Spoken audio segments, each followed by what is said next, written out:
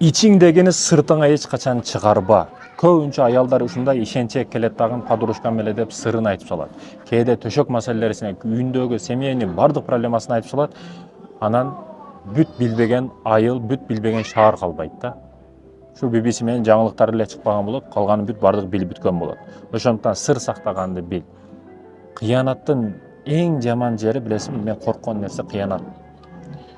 Бул алыс адамдан болбойт да, душман тараптан болбойт. Ал жаныңдагы адамдан болот. Ошол нерсе ойлондурат.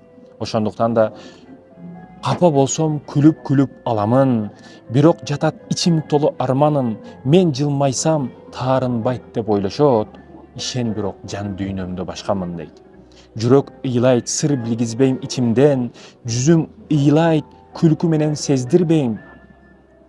Көзүм ыйлайт, жүзүм күлөт жылмайып, бирок аны бир да жанга билдирбейм дейт да. Ушундай адамдар көп бүгүн. Жүзү күлүп жүрөт, ичи өрт болуп күйүп атат.